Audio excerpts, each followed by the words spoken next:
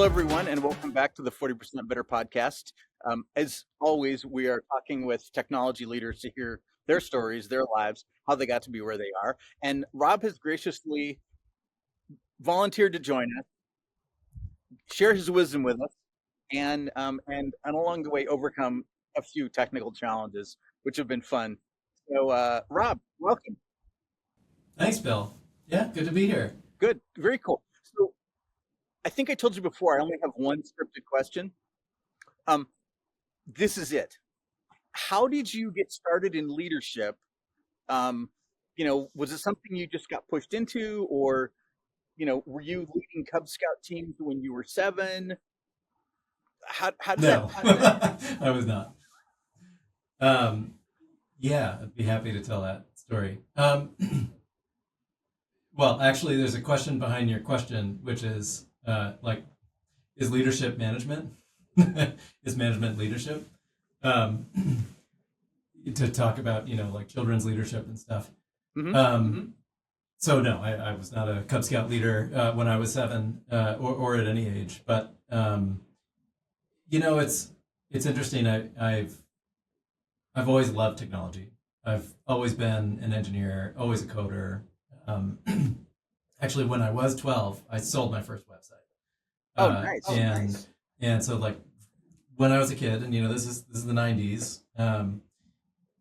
I found it really fun to just build websites for my hobbies, for games, communities that I was part of, and back then it was a great way to learn technology. And so was I a leader? No, but I was super motivated, right? I mean, we're super motivated with our hobbies and our side projects, as I think you're demonstrating by taking this call from where you are. Yeah, that's great. And so I think that motivation just, like for me, obviously naturally lent itself to my career, which is, more formal and the traditional definition of what leadership is, management and whatnot. But no, I would say leadership began just by being super motivated and tapping into my interests, pressing myself to learn more on coding, technology, and whatnot, and then sharing that with people throughout my career. So when I, officially started as an engineer post my undergrad years, I found it super exciting. And this is a little bit about me, but like I have always been motivated by not technology for technology's sake, like not coding just because I love programming languages. It was more like I was so keen on discovering and showing others what was possible with the current state of the art. And so like I think in some respects I've always been super motivated to show potential customers, hey, look, I built this thing. Isn't this cool? Like, does this solve your problems? Oh, does it? If it doesn't, is there something that could be solved here now that you can see what's possible? And I've always found that super motivating. So I think once, I got into industry, some of my most energizing times were meeting with our users for the first time and hearing their problems, actually hearing like some of the ways in which they tried to solve problems through technology on their own, even though these weren't engineers, they weren't like formal technologists. And then being able to riff with them on problem solving approaches and whatnot. I always found that super cool, super energizing. And so I think in some ways, going back to your question, have I always been a leader? I think it just naturally, that kind of position, wanting to be like, talking to the customers, also wanting to sort of prototype something to show what's possible, just sort of lent itself to, I think, taking on some leadership roles in the teams that I've been in throughout my career. Cool. I like that. And it's it's a different story, right? Than what I've heard from other people. So I love that. When did you start running your first teams? Yeah, formally, you mean? Well, so let me tell you about my career a little bit. My first job out of college was at an R&D firm here in the Boston area, filled with super smart people, a lot of government contracts, some more pure research, some more applied research. I was on the more applied side. We were working with Air Force customers, building some software in the logistics space. And I loved that job. There were so many fun challenges. It's like you think about the pure computer science that you learn about in school, traveling salesman, the knapsack problem, like all of that was in my everyday job. And so, it was exciting from a technical point of view. But then again, being able to speak to end users was so energizing for me. And so I did that for 10 years just because there was always a challenge. There was always something exciting, some fun problem to solve. And so it was throughout those 10 years that I ended up taking on a couple of engineers who were on my team, and I formally started managing them. But again, it was like, from this perspective of, hey, let's all imagine together what we can build, what we can do for our customer. And, I think my leadership style, if you want to call it that, sort of came about from that early perspective of like, let's problem solve this, brainstorm this together, amongst us as a team, and figure out what we can do. So it started that way. And then let's see, after that, so I did that for 10 years. Like I said, it was really fun, super engaging. After that, I decided I wanted to get some consumer experience, partly because, I had not had to scale some of the cool things that we had built to millions of users, right? And the natural side effect of working in a sort of research organization is that you have very few people using your thing. You have incredibly cool problems to solve, very few people using your solution. And so it's like an unfortunate dichotomy there. But so after that, I went to TripAdvisor, spent about 7 years there, and got exactly what I wanted in terms of that experience at scale. And interestingly enough, so too did the leadership role scale up. So I ended up taking on, full blown, like, two pizza sized teams, and then multiple teams, and then, like a small department, and so on. And I would say that's like much more traditional, Right, management. right. That's really cool. It's interesting that you got to experience both the research side, you know, tiny handful of users, whatever it was, right, and had the perspective to recognize the scaling challenge as being a whole different ball game. Um, But you know what it was, actually, is we would apply for these we would respond to these RFPs, and apply to essentially a grant for a program, and more our customers were looking for people with experience at scale to build larger scale projects. And it was kind of only then that I started to get this indirect feedback. Hey, this is missing from my resume. yeah, And yeah, but also, like, I have always been super interested in trying to start something on my own, being entrepreneurial. And I knew that this is an area that I was not confident in myself. Back when I was a kid, I had built websites, and I deployed them. But let's be honest, if they got hacked, if they went down, nobody cared. This is a different ballgame when you're in your career, and you're representing a company, and there's a whole brand behind it. And so, I had to build up a lot of that experience. yeah, yeah. Yeah, It's it became yeah, it's apparent. yeah, yeah. And that's part of the journey, right? We learn as we're moving along. What scale and volume and redundancy and all that kind of stuff. Um, all of a sudden, latency becomes an issue, and we have to have data centers in different parts of the world to handle the localization problems. Yeah, it's all part of the game. Yeah, yeah. That's God. I'm just thinking about some of the stuff that I've done, and times when we did get the scaling, we didn't really understand how the scale could go, and overloaded servers, and we're like, oh no, now what? Yeah, Yeah, but you react, right? I mean, yeah, oh yeah, you learn. you react ideally quickly. Yeah, You yeah, learn from it. Um, No, and of course, it's no different in these big established. I think it's really easy if you're not in a big established tech company.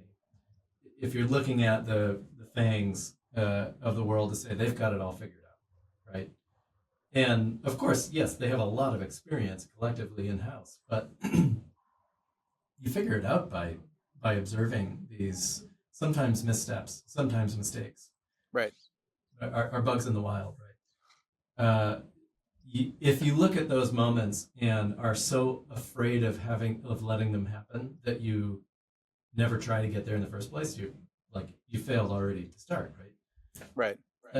But I think that what we often don't see as consumers of these big successful companies, because you're not peeking under the hood, is that stuff breaks all the time.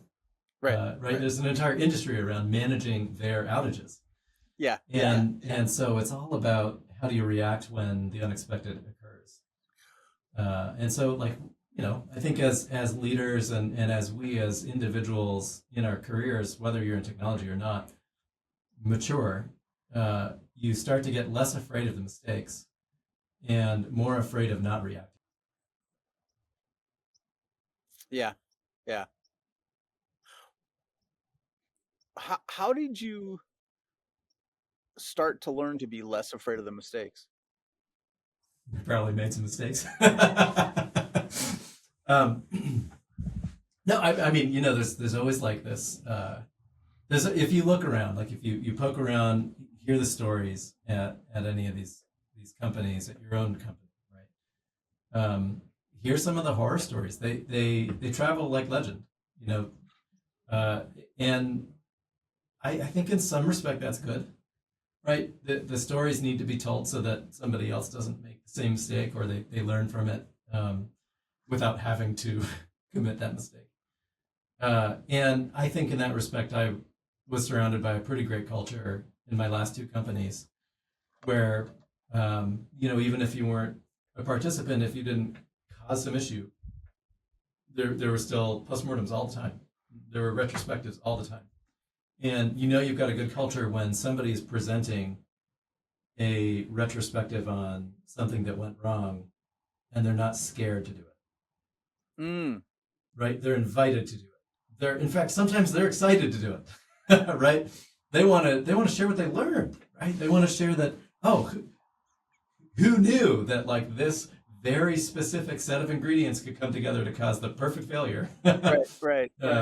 Fortunately, that failure wasn't live for very long. We learned from it. We mitigated it. But by the way, here's what we're also working on to prevent it from recurring.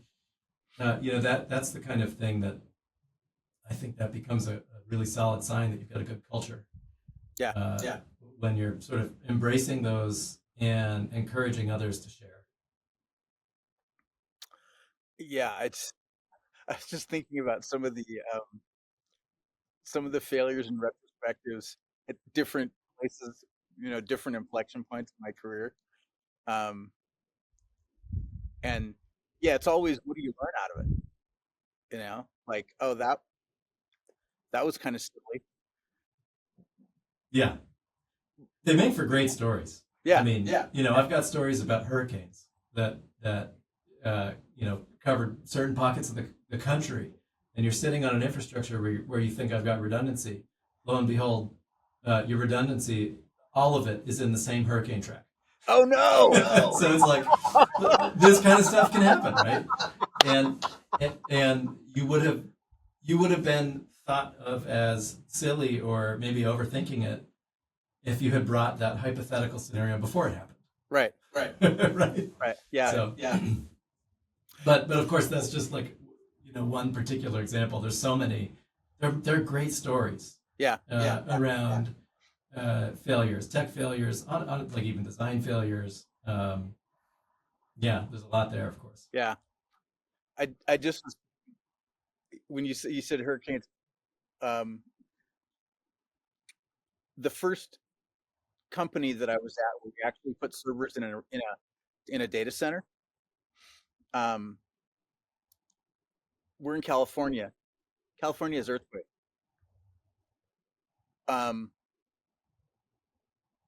Big fancy building downtown San Jose or Santa Clara. We had an earthquake. The power went out. They had backup generators. They got them up and running.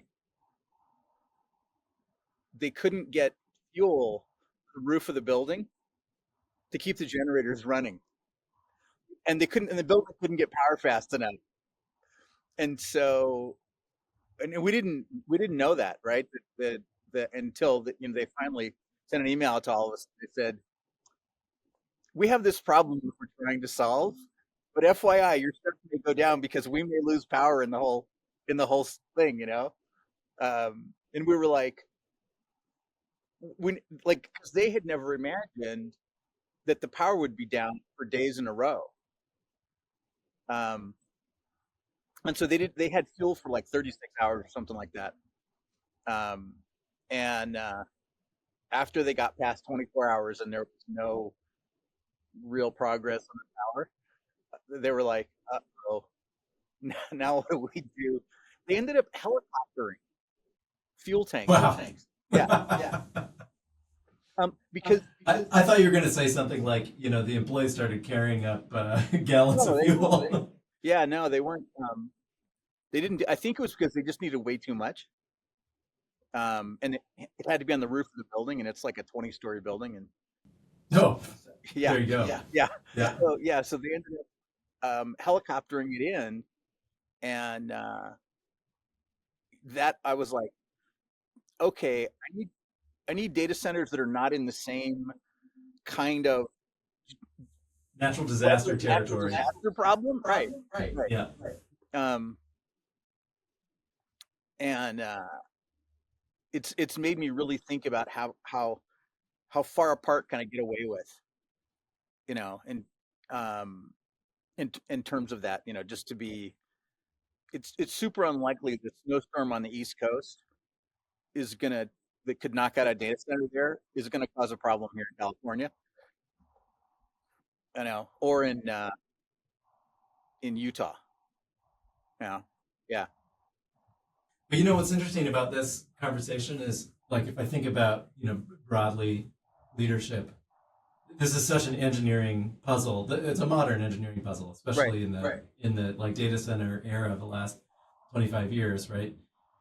Most companies are no longer on-prem. They're in these shared large data centers.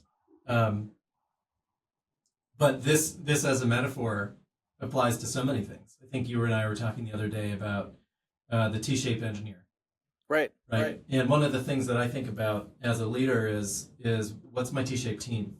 Or rather, how do all of the T's stack up to fill a box Right. on my team? And so, you can think about your data center or your hard resources going down, and then what's your backups. But of course, this applies to people too, right?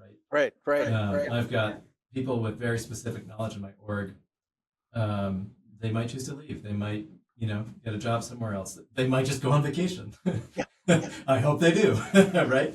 And it's always it's another one of those things where, as a leader, there's always a trade-off between what's the short-term benefit of having somebody work on a particular project versus the long-term benefit of having them work on a project.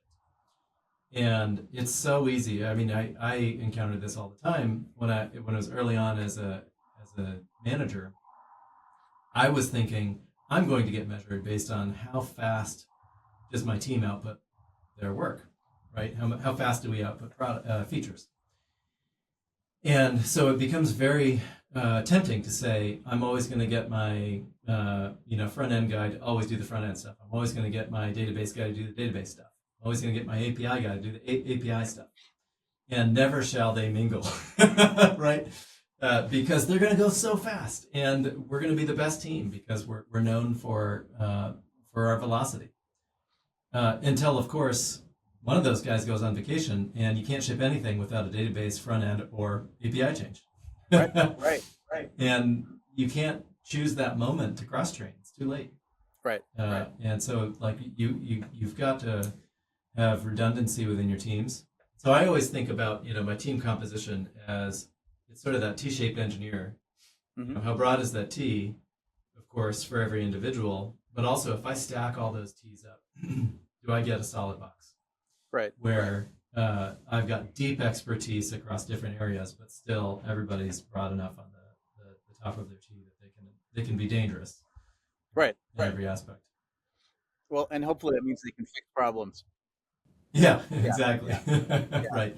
It's, that cross training is one of those things that I think I agree. It's ridiculously valuable. Like, and a lack of it is um,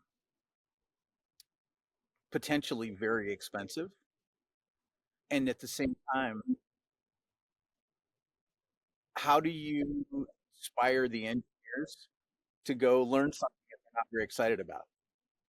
Oh, that's so true. Yeah, right. I mean, because let's be honest, a lot of us are motivated by different things. I told you my one of my key motivations was kind of showing non-technical folks, customers, what's possible, the state of the art. And as a result, I think my interest tended to gravitate towards the front end because it's the thing that's visible, right? Right. Right.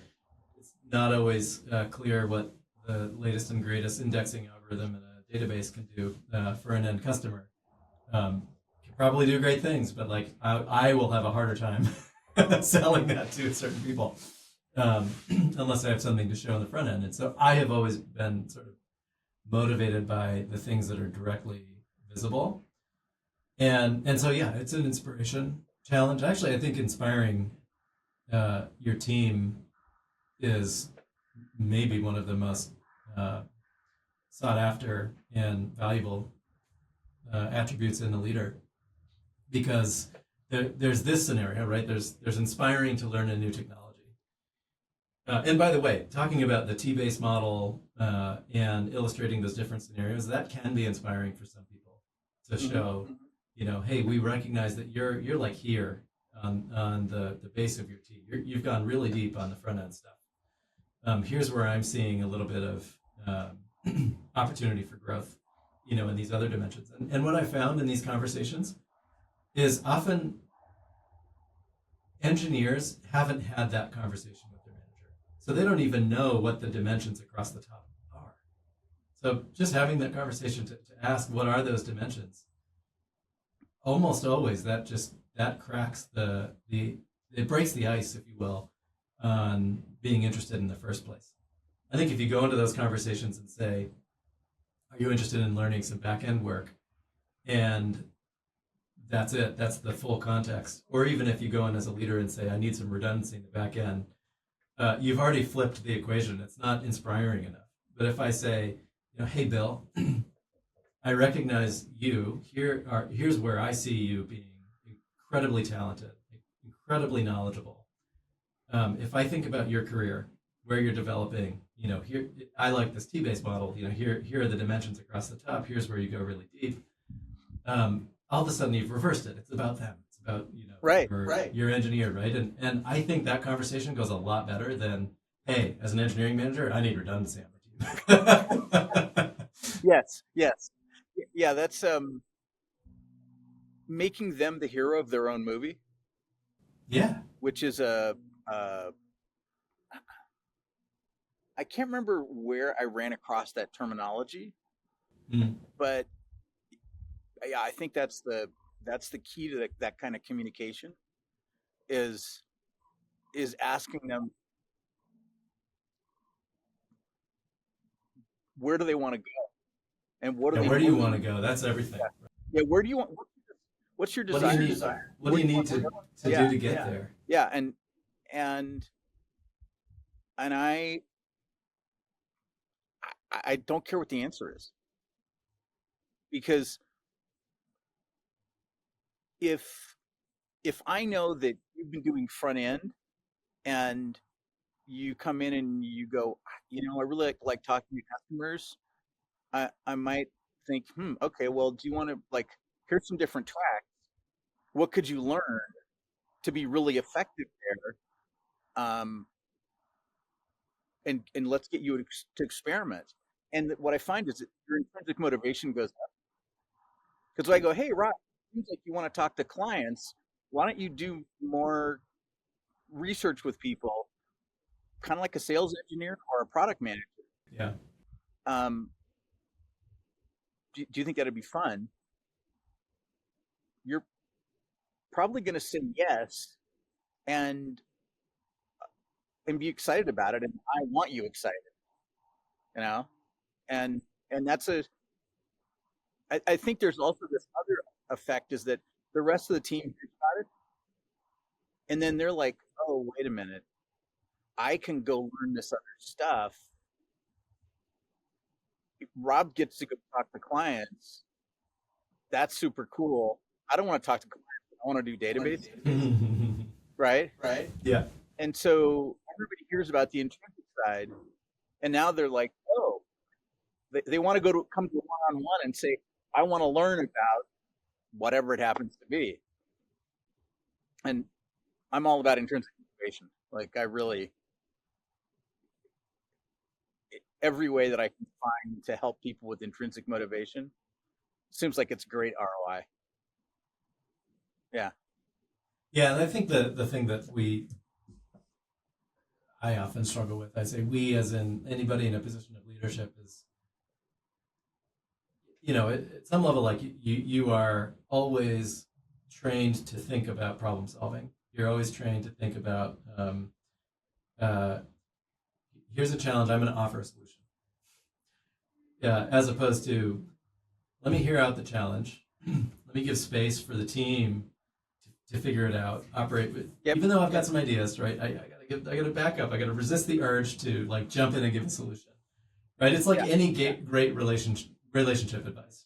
First thing you do is listen. Shut up.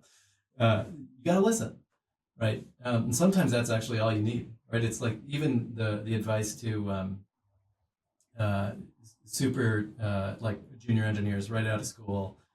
Of course, this is all pre-gen AI, but you get blocked all the time when you're coding because you're learning a new language, you're learning the architecture that you're working in, and like rubber ducking. So talk to a rubber duck, explain all of your problems. What have you tried? And only after you do that, you realize, oh, there's something I haven't tried. And so sometimes I think, as the manager, as the leader, you've got to be that rubber duck. You literally sit there and do nothing. Right. You just listen. 100%. Yeah. And it's funny. I actually, I liked that advice, giving that to new grads. Oftentimes you're stuck. Something's not going the way you expect, and this is still true, right? I can use Gen AI to write my code all day now, but I'm going to run into architectural challenges still. Right. Gen AI, at least LLMs today, still haven't figured that out perfectly. Yeah. Thankfully, we all still have jobs.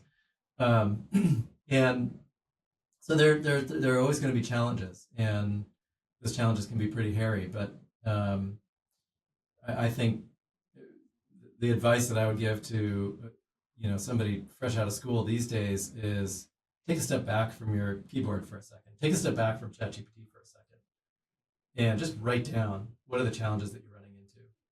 This is going to sound super old school, but I mean physically write it down. Right? When I was out of my undergrad, I had this wonderfully large grid paper notebook where I would just write all this stuff down. Here are the things that I tried. Here are the things that didn't work, even though I tried them.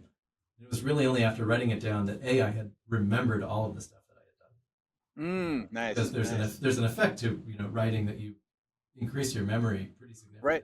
Right. Yeah. But it's also an illustration in those moments that hey, there's something else still here to try.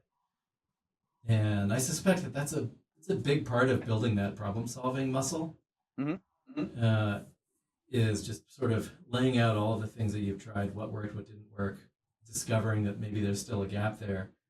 And then only if you've run into a dead end, you still don't have any idea of what to try next, then do you send that document that you just wrote to somebody else asking for it.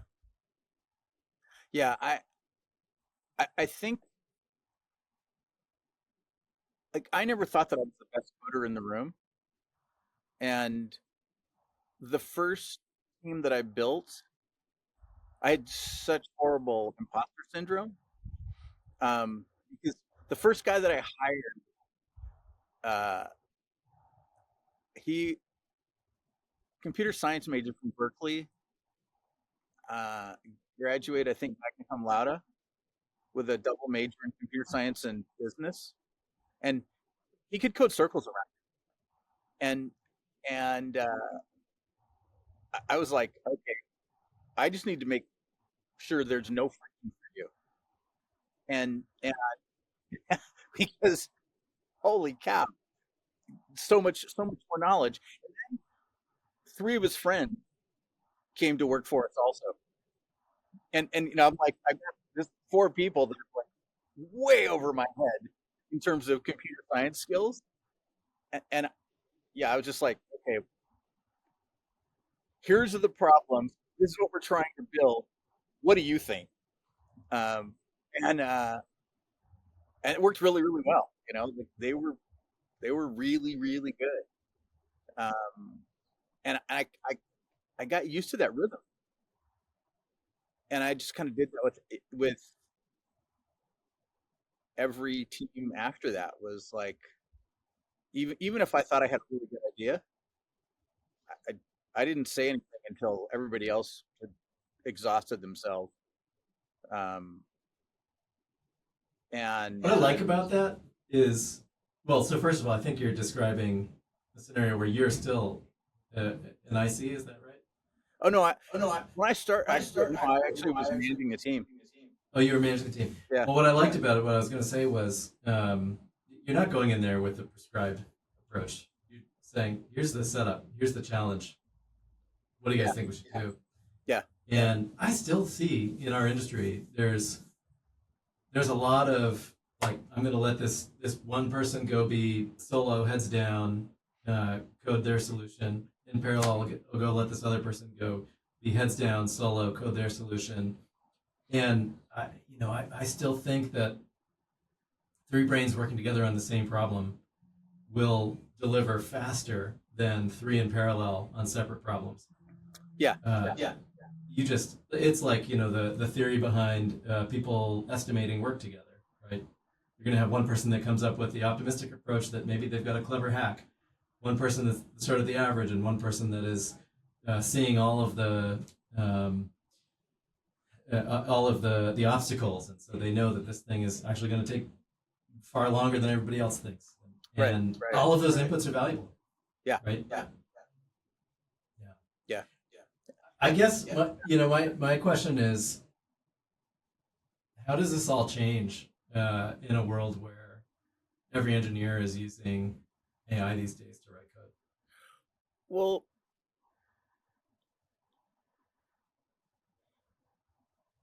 so a minute ago you talked about architectural problems, right? And so that no matter how quick you get a prototype out the door, if it's got architecture problems and it won't scale, unless you're doing it because you have a hobby for sunglasses, and it's only you and 10 friends, right? You're still that problem still needs to be solved by people who understand architecture, because the code only goes so far. And you are not the first person that I've talked with who has made that observation, right? That seems to be a pretty common observation today. I don't know when we're going to move past that hurdle. But even today, with all the knowledge that we have about redundancy and load balancing and data centers, like all that stuff, right? Nobody waves a magic wand and gets all that stuff built perfectly in 5 minutes. No, no. In fact, going back to the earlier part of the conversation, uh, it's these stories. It's like these Hmm? war stories, right? Yeah, Like, the hurricane that wiped out all of our data centers in 1 week. yeah, And LLM doesn't know this. Like, sure, it might be, based off of the news collected over the last 20 years, yeah, and might pick up on one or two random things. But I think there's still some wisdom in there.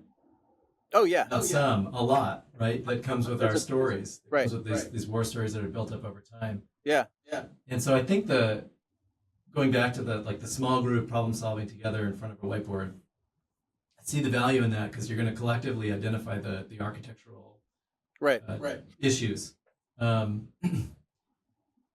What about as our workforce gets more senior, and we've got to backfill with entry level positions. And I don't know. It's like the traditional model was I was a coder. I learned all of the problems by coding them and making Mhm. mistakes, learning from those Yep. mistakes. Now the mistakes are being made by an LLM, at least the coding ones, right? And I might be doing some investigations and bug fixes of them, but like if I think back to the earlier stages of my career, I probably wasn't really thinking about broader architecture until a couple of years in, Mhm. right? It's the more senior people that are thinking about scalability and architecture. It's almost like you had to get through the fundamentals first before you could get there. Right. And so somebody coming new into their career into companies these days, they've got a lot of the easy sort of coding handled for them. It's like they're jumping straight to the architecture, Right. or aren't they? I don't know. In other words, are they at an advantage or a disadvantage? I actually can't tell. Yeah, I think it's this is a corollary to the Peter principle of people get promoted to the level of their own incompetence. I think you get to solve problems to the level of your own incompetence. And so if you're new to the game and you recognize, oh wait a minute, I don't know as much as somebody who's senior, the smart move would be to go do all the grunt and and do hand coding and figure out all the because because you can't solve the problem if you never worked on the problem, right? Like you might not have anybody around that can answer those questions for you. Um, I'm a huge fan of startups because it forces you to wear a bunch of hats and learn become T-shaped really quickly, Yeah, right? that's Because so true. there's and I'm really glad that I started off at a startup um, and had to learn a bunch of stuff, and then I went to another startup and I got to learn a bunch more stuff. And these like the first one was when I joined, it was 5 people, and the second one I think I was the third person, and so that was like getting thrown in the deep end, right? I had to learn how to swim. And then I went to a company that had 350 people. And all of a sudden, because I had this other knowledge, I was way more valuable than people who were really narrow in their scope. And I think that's what we have to teach people is to be proactive about being teaching. Because if all you know how to do is prompts, um, you're going to be stuck with the problem. The AI doesn't know how to do architecture, and neither do you, right? That's the problem. I just read an article. Um, I think it was on LinkedIn. A woman who was trying to get AI to touch up a photo of her, only she's an amputee and she has an arm that ends at her elbow. The AI kept building her full arms because it didn't understand amputee, and so she finally asked it, "How come you can't do this?" And it came back and said, "I don't have enough data to know what to do with your prompt." And and and so we have to recognize AI only knows what it's been taught, Yeah, and totally. yeah, you A friend of mine who's a CEO at a pretty well known company told me the other day we should be using AI for things where the average solution is a great solution. sure, sure, In other words, if you're trying to use AI to do something that's truly novel, good luck, right, because there's right, no data. Otherwise, it's no right, longer. Otherwise, it's not novel. yeah, right, yeah. Um, and I tend to look at outlier data, and most of the time the outlier data is not in the AI, and so that gives a very different perspective than what the AI says. And I think that's also one of those, for A, staying relevant, and B, if you're coming new in to the world, if all you can do is the average stuff, then you're immediately replaceable by an AI. Well, it's interesting, right? There's a theme here, I think, because what you're saying is like sort of the human element to being an engineer these days is Yeah. thinking about the outlier scenario, Yep. the outlier um, uh, data, in your case, the outlier uh, aspects of running your business, the outlier use cases, Yep. right? AI is going to do a great job solving for the average, maybe even the happy path. Right. And so maybe it really pushes us to the critical thinking limits Oh yeah. Yeah. that we can bring, right? Right. Yeah. Yeah, I think there's something there. Yeah. I think that's the blind spots.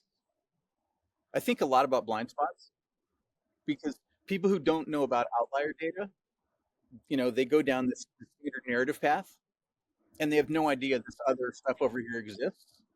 And so th- that causes mistakes. And some of them are really big mistakes.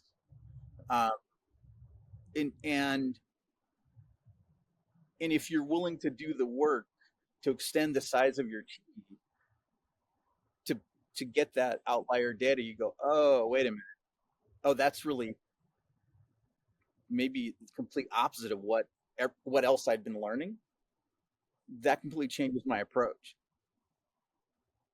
Um, and so I think critical thinking and curiosity, I think that's the win. Well, I mean, it's almost like what you're saying is that just became its own first class element in the T. Yeah. is critical thinking, outlier, thinking about the outlier scenarios. Um, this has been on my mind lately, right? It's like if I think about the T-shaped model that I had for my first team, it's so traditional, right? I've got like a JavaScript engineer for the front end, and those skills, like I said before, the API skills, the back end skills, data persistence and whatnot. So one thing that's been on my mind is how does that change now? Yeah. And is it like that we're thinking about which AI tools to use for different jobs? Is it that we're thinking about, I mean, architecture and design scalability is still obviously a thing.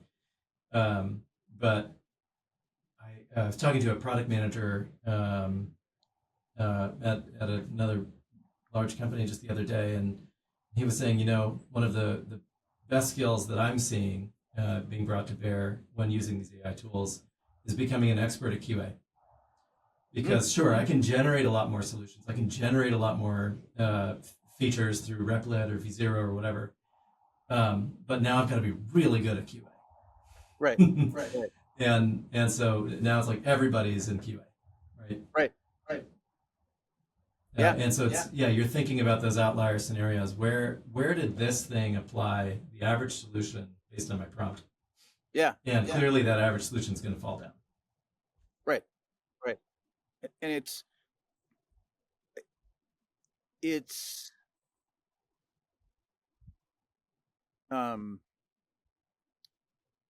trying to think of good examples.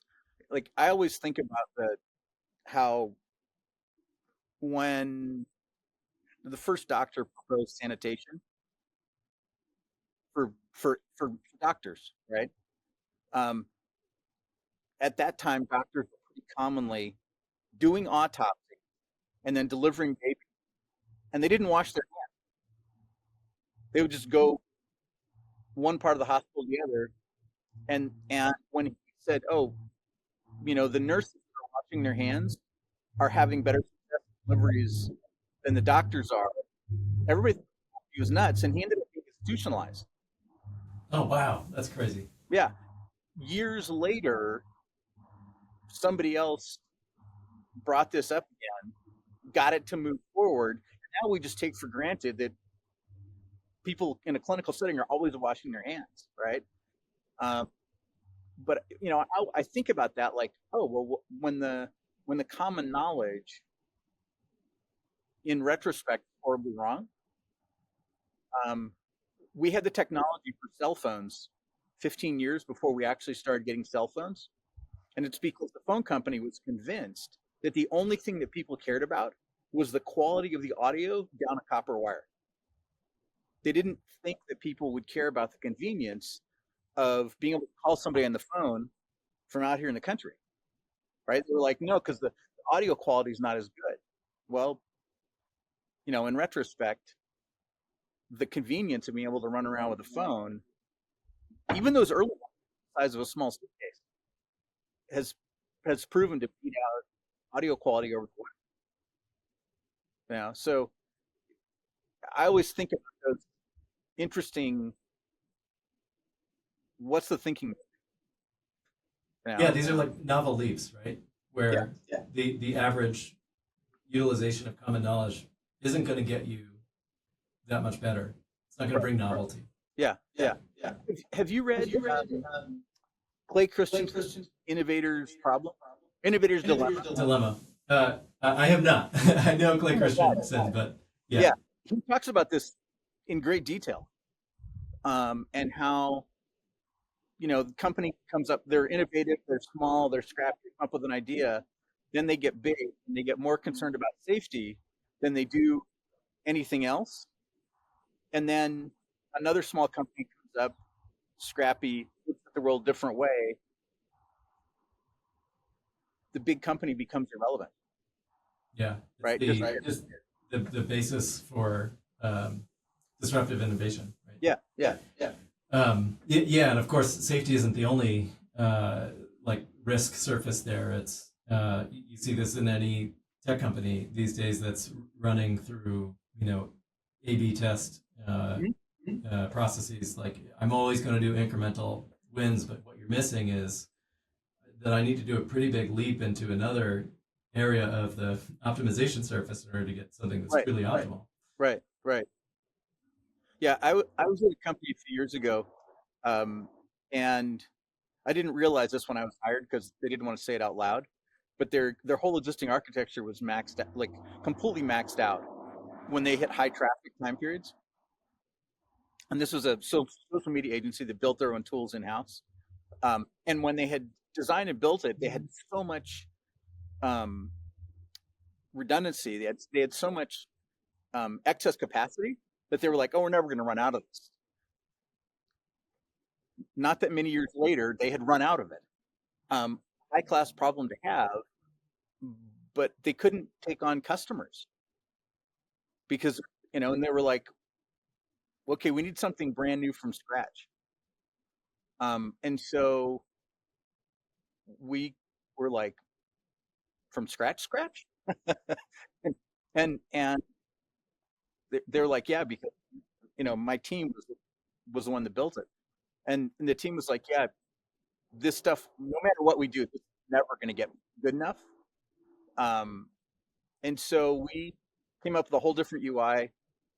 We completely new architecture, everything. And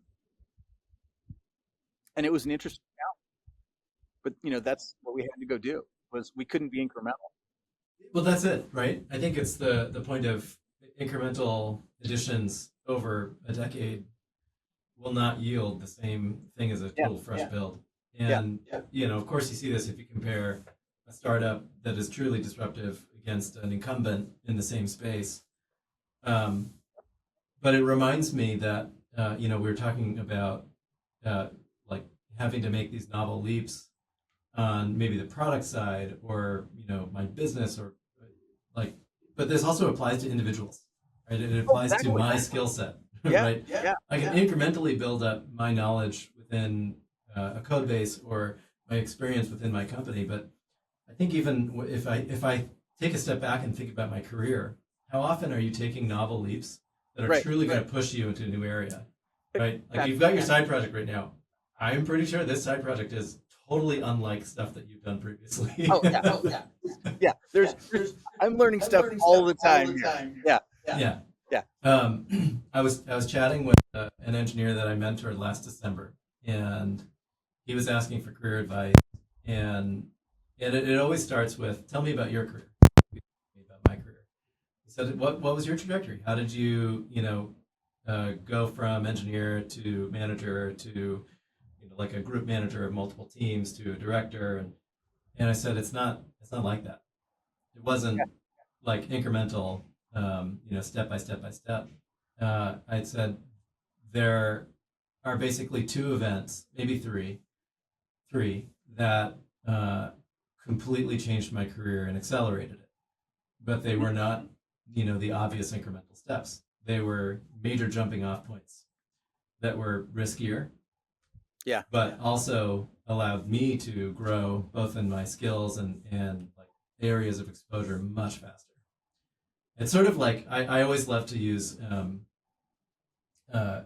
metaphors from plants, taking care of plants. By the way, I kill plants all the time, so I probably shouldn't use these Okay. metaphors.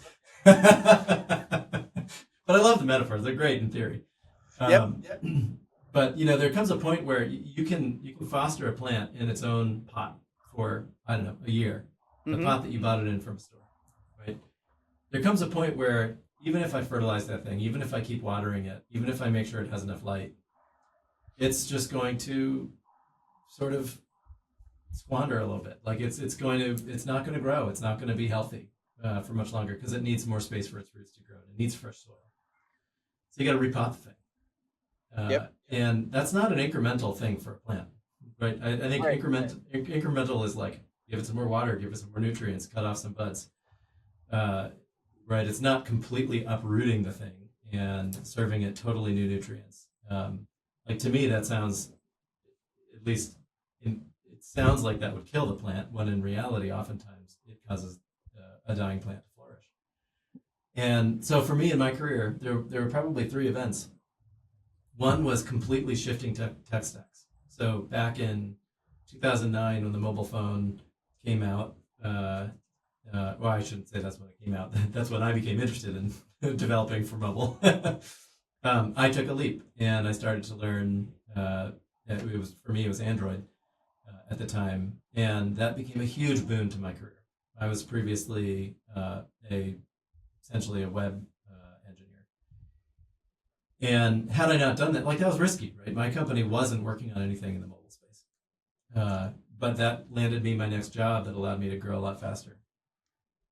And then in my next job, I went from honestly a pretty good trajectory at managing teams to saying, you know what, I'm gonna get rid of my responsibility of managing these 15 engineers. I'm gonna go back to a team of about 3 and take on a big risk of trying to build up this new business within our company.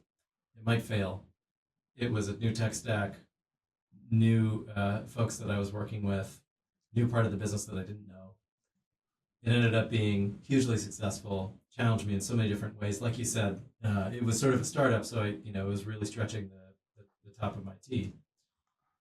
Had I not done that, I wouldn't be anywhere near close to where I am now in my career. And that team grew faster. My responsibilities grew faster because of it. And so I tend to think of your career as, yes, it's going to grow linearly from a point, and then it'll probably sort of peter off a little bit. But you can take these, you can find these moments. You might call it an inflection point, but an inflection point suggests like a knee bend up.